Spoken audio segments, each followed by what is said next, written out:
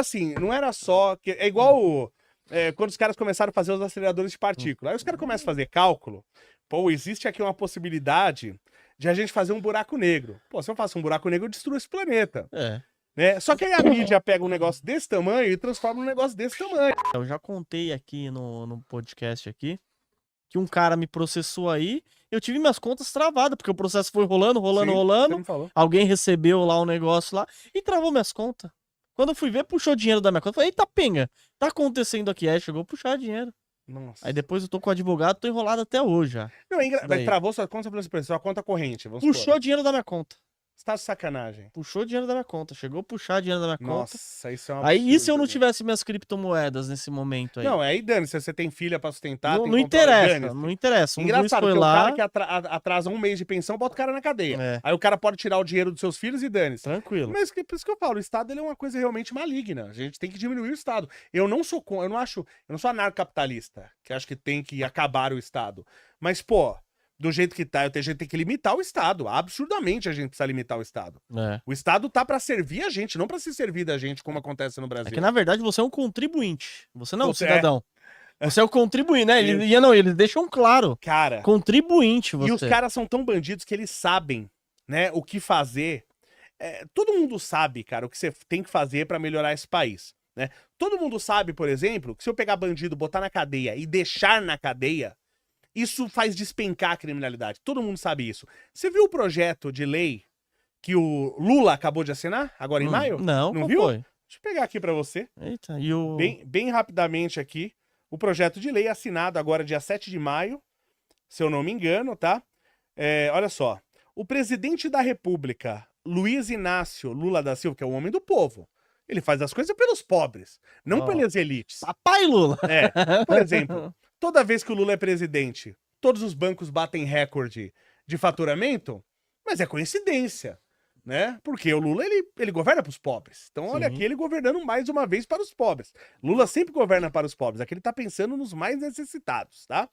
O presidente da República, Luiz Inácio Lula da Silva, sancionou a lei 15.134, que aumenta a pena para agressão física praticada contra juízes, promotores, procuradores, oficiais de justiça, defensores e advogados públicos, além de familiares desses profissionais.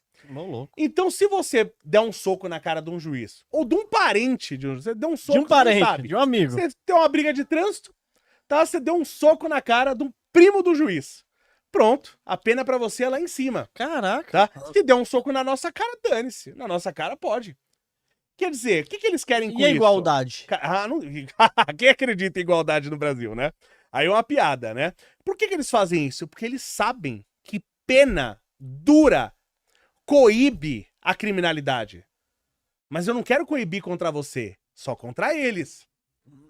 Então eles sabem disso. Esses juízes que defendem, juiz, procurador, que defende a ressocialização, não pode ficar prendendo, tem que ter desencarceramento. Então, o cara mata, o cara violenta sexualmente, tem que desencarcerar. Agora, se der um tapa na cara de um promotor, pronto. Tem 20 anos na cadeia. É justo esse país? Então, agora, quando acontece uma coisa como essa, o Estado tá falando, eu sei o que é certo, mas eu não faço porque eu quero que você se dane. Então eu tô fazendo só para os meus. Por que o Lula não faz uma lei dessa pro pobre? Ó, se você agredir uma pessoa que ganha menos que 2 salários mínimos, a pena é maior. Vamos cuidar dos pobres. Por que não faz isso? Por que o Lula não faz isso? Por que será? Será que é porque ele é um bandido? Tô perguntando. Será que ele é o maior bandido da história desse país? Tô perguntando, não tô afirmando. Será que agora ele fez o escândalo de corrupção batendo o recorde dos que teriam sido feitos? Tô perguntando, não tô afirmando nada. Esse é o pai dos pobres? E aí os otários, que aí você é muito otário se fizer isso de novo, vai votar no PT pela democracia. Olha que democracia bacana. Deu um soco na tua cara que é pobre, dane-se você. Agora deu um soco no primo do promotor, passou a rasteira. No primo do promotor, 20 anos de cadeia pra você. Nem sei quantos anos de cadeia é, Tojo, mas a pena é mais alta. Esse país é sério? Esse país é justo? Mas o Brasil tá complicado, né? Não, e quem resolveu isso aí? Por isso que eu falei, se a gente não tiver uma coisa nova, não vai resolver, sinto muito. E forte, e drástica. Nós vamos ter guerra contra o crime, vamos matar bandido perigoso. Falei, é matar bandido perigoso, não é o cara que furtou uma padaria, né? Furtou um celular. Eu não quero esse cara morto. Esse cara, a gente recupera esse cara. Ele faz isso realmente porque os incentivos são malignos no Brasil. Você recupera esse cara. Agora, o cara violentou sexualmente, eu não quero saber desse cara, eu quero esse cara morto. Esse cara é um latrocida, o cara te matou uma criança, um adolescente por causa de um tênis. Mataram uma menina agora aí, saiu uma notícia hoje, mataram uma menina que foi confundida. Com o ladrão foi lá confundido, mataram a menina. Nossa. Então dane, não preciso nem ter certeza, porque eu sei que não vai acontecer nada. Preciso nem ter certeza que o alvo é aquele lá. Não mataram o irmão da Sâmia? Também aparentemente confundido? Será que ela não teria promovido o assassinato? Incentivando, não que ela promoveu o assassinato do próprio irmão, pelo amor de Deus, não tô falando isso de jeito nenhum. Mas você tá falando assim, pela posição Mas dela, postura, né? ela incentivando esse tipo de crime, por exemplo, ela incentivando, né, que você não tenha penas altas pra criminosos. Não sei. Ô, Léo, e... Não tô acusando ninguém de nada, deixando isso claro. Ô, Léo, e também você fala muito, né, da história do país, assim. Por que o Enéas, ele era ridicularizado antigamente? Porque, aí que tá. De novo, né? Todo mundo que não for de esquerda, qualquer político chegar e não for de esquerda, ele vai ser ridicularizado pela mídia. Você vai colocar um atributo ruim pra esse cara. Então, Trump é nazista, né? Todo mundo que não for de esquerda, você ridiculariza. Que presidente a gente teve aqui nesse país mais inteligente que o Enéas? A gente teve algum? Nenhum. E eu não sou o cara que apoia as ideias do Enéas. Acho que só que ele acho que era tudo, né? Tipo, ele era matemático, né? Médico, o cara, pô. O cara tinha formação inteligentíssimo, com um vocabulário inacreditável. Meus professores de português não tinham o vocabulário dele. Meus professores de português. Só que eu achava ele um cara muito nacionalista. Sabe? Muito assim, nacionalista no tipo de muito fechado, né? Acho que a gente tem que abrir o comércio e tal, dar liberdade. Só que eu acho que se o Enéas estivesse vivo hoje, ele não pensaria do mesmo jeito.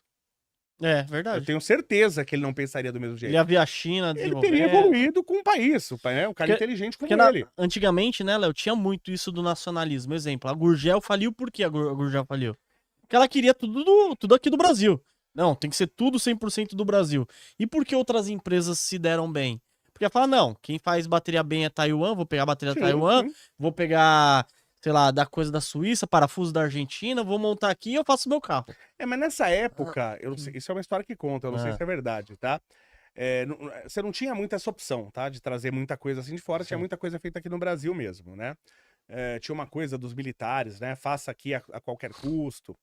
E diz a lenda, isso é uma lenda que conta, que outras grandes empresas automobilísticas, porque assim, montadora, eu sei que a Ford teve com a Volkswagen Auto Latina, teve a fundição da Ford, eles produziam os próprios motores, mas via de regra, montadora, como o nome diz, ela monta, ela não fabrica. Então ela faz o projeto, e aí uma empresa faz o motor, outra empresa faz o farol, outra empresa faz o banco, outra empresa faz o chassi, né? Sim. Então ela monta, na verdade, né? Faz a tubulação de aço, o chassi ela até solda e tal, né? Então montadora faz isso aí. Você compra as coisas de fora. Diz a lenda, já ouvi essa história, mas eu não tenho comprovação, como eu sou, meu pai era metalúrgico, e eu sou metalurgista, então conhecia muita gente da área, o pessoal contava essas histórias, nunca tive comprovação. Então eles falam que grandes empresas automobilísticas aqui do Brasil, não vou falar quais, né? Mas foram várias, as que tinha. Foi a que fez o tal carro? Né? E elas chegaram para as empresas para as autopeças, as empresas de peça, por exemplo, a empresa que fazia o farol. Falou assim: olha, se você vender farol para Gurgel, a gente não compra mais de você. Olha. E quem comprava mais? A Gurgel ou todas as outras montadoras, né? Então, diz a lenda que as outras... Isso eu não sei se é verdade, eu não tenho nenhuma comprovação disso. Mas já ouvi essa história mais de uma vez. Que outras empresas boicotaram a Gurgel. Impediram... Isso é uma coisa meio que normal de acontecer, né? Faz sentido. Pô. Não, assim, é uma coisa que eu acho errado fazer, eu acho sacanagem fazer, mas isso não é a primeira vez. Se isso aconteceu, não teria sido a primeira vez, tá? Isso na história do mundo já aconteceu muitas vezes. Mas, ô Léo... E isso daí, pelo que eu vejo do Gurgel, ele tinha muito também essa parte nacional e pode ter acontecido isso, né? Mas o do Enéas, uma coisa que me chama a atenção dele é que ele sempre falava sobre o Brasil ter ali uma bomba nuclear. Sim. E todo mundo ficava, nossa, mas ele é muito... Cara, Meu, isso era um detalhe do plano dele. Aí a Não, mídia, que é não. desonesta, bateu nisso. mas assim, ele tá fazendo isso daí pro bem da população Sim, brasileira. claro. Porque se todo mundo tá armado, por que só Sim. alguns países têm que ter? Não, só, Concordo, não. concordo. O Brasil... Eu tenho que ter uma E ele tem forma de me capacidade, né? defender. O Brasil, você pode falar melhor que eu. Sim, Ele sim. tem uma capacidade de fazer a Grande, bomba. aliás, tá? Nós somos bons nessa área. Você tem o IPEM no Brasil que cuida. Hoje não é só o IPEM. O IPEM foi onde eu fiz. Eu trabalhei, inclusive, lá no Instituto de Pesquisas Energéticas e Nucleares da USP, né? Estudei lá. E eles, por exemplo, antigamente, eles que. Todo o material radioativo para. Hoje tem outro lugar. Acho que no Rio de Janeiro também faz. Mas antigamente todo o material radioativo para radioterapia eram eles que faziam. Caramba, legal. Né? E os caras têm uma qualidade assim absurda. Deu uma morrida, né? O IPEM tá meio morto. A última vez que eu fui lá tava parecendo um lugar fantasma.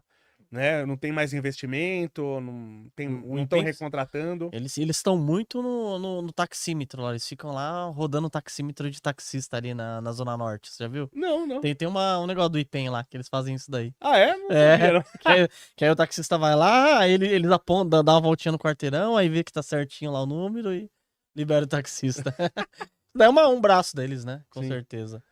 Mas o Brasil capacidade tem pra- capacidade Sim, técnica? Mas fazer uma bomba. Aliás, uma pergunta que eu sempre É ouvi. porque parece que é muito difícil lá quando a gente vê o Oppenheim. Não, mas é que Nossa, tá. Não se. naquela Não, época, peraí. né? Ali a questão não é só fazer a bomba. Fazer a bomba é relativamente fácil, tá? Hum. Aliás, é uma pergunta que eu sempre recebi, porque o meu mestrado foi na área de energia nuclear. Aí já escutei essa pergunta várias vezes. Quando alguém escolhe. Olha, aí o Matheus já pega engenheiro me ferra. nuclear, É. afirma que o brasileiro... Gente, as thumbs que vocês veem no meu canal não sou eu que faço, tá? Só pra deixar claro. Aí teve uma lá que foi muito legal. Ele colocou lá engenheiro. Não, engenheiro científico. Que porra é essa? Aí veio um babaca que nunca me ouviu, porque se o cara já me ouviu, né? Ele sabe que eu sou tal. O cara vai lá, esse cara diz que é engenheiro científico e que nem existe essa engenharia. Eu nunca falei isso.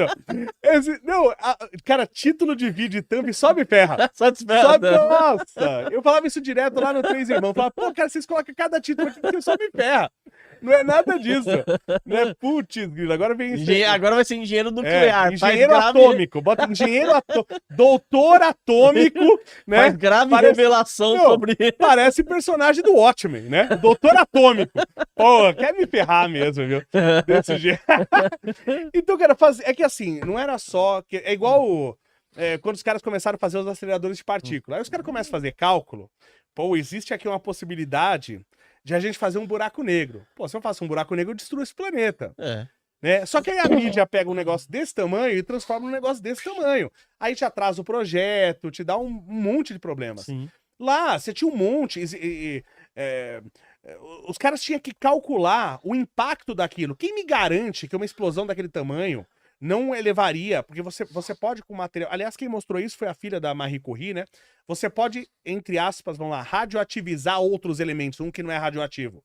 Se eu não me engano, a filha da Marie Curie que ganhou 2 Nobel, o primeiro ser humano, não é a primeira mulher, tá? O primeiro ser humano, a primeira pessoa a ganhar 2 prêmios Nobel, um de física e um de química ela ganhou, né?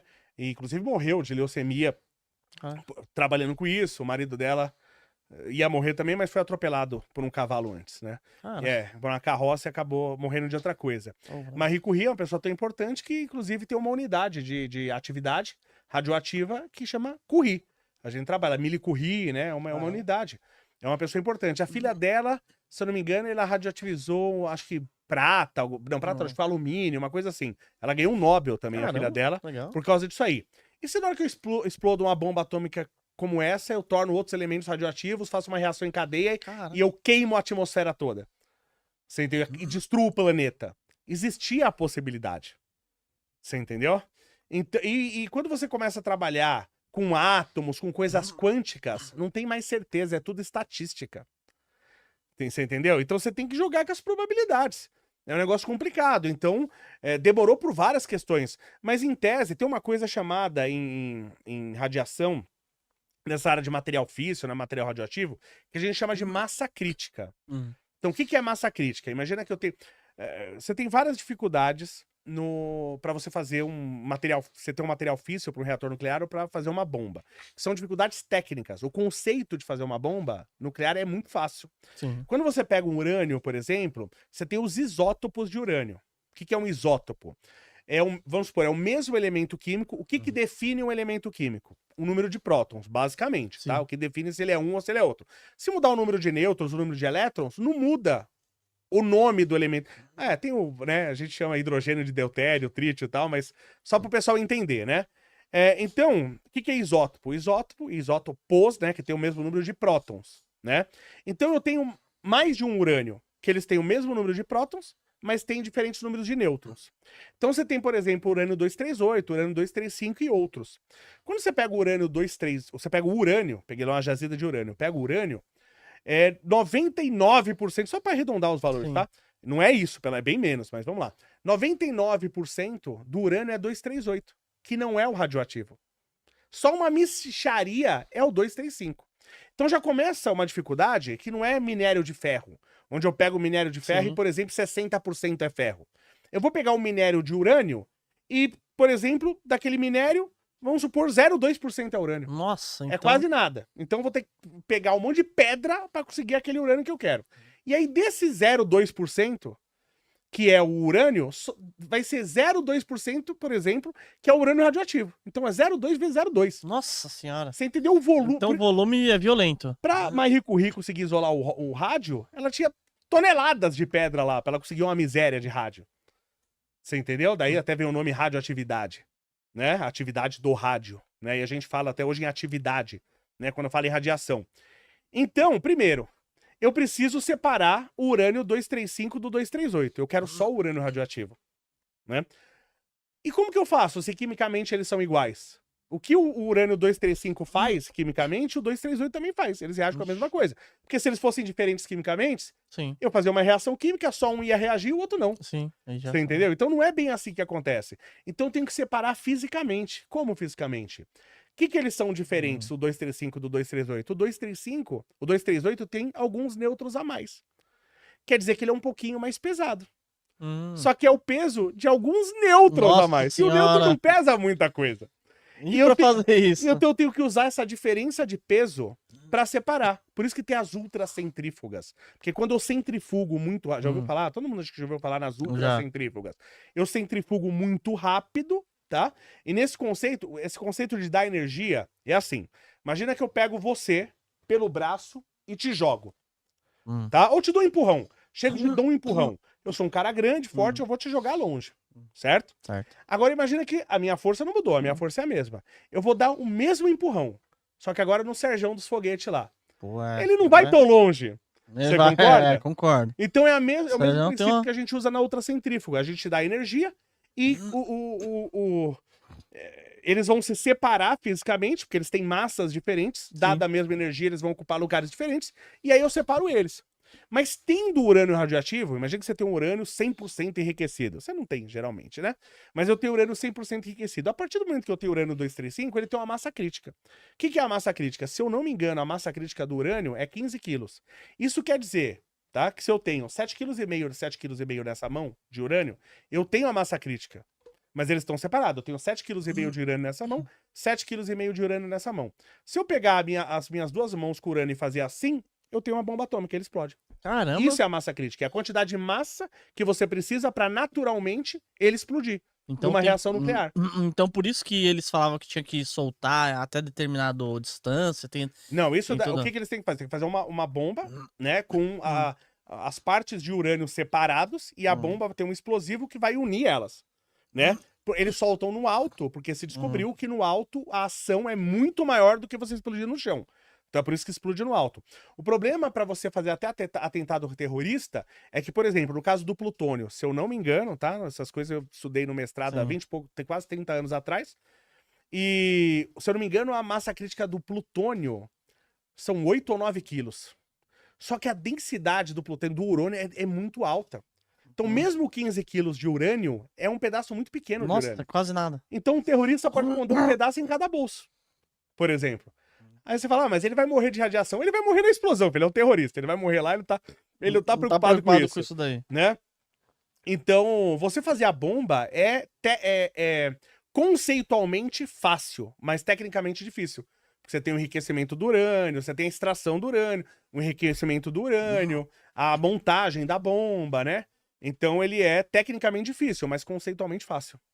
Invista em prata com a Real, Real com o U no final. Dentro da plataforma você pode escolher quantas gramas você quer comprar, o preço máximo que você quer pagar. Assim você vai estar investindo diretamente num dos ativos que tem mais potencial de crescer, porque a prata ela é utilizada em painéis solares, indústria química, indústria farmacêutica, indústria automotiva, equipamentos eletrônicos. O celular que você está usando provavelmente ele está cheio de prata dentro e você pode ganhar com um dos ativos que mais tem potencial de valorizar. Para analisar ações, BDRs, fundos imobiliários, acesse a plataforma do Investidor 10, inclusive para você gerenciar a sua carteira, saber quanto de dividendos você vai receber. Inclusive, eu deixei a carteira da minha filha, a Laurinha, ela tem 3 anos e já invisto para ela. Todos os ativos tá no link aqui embaixo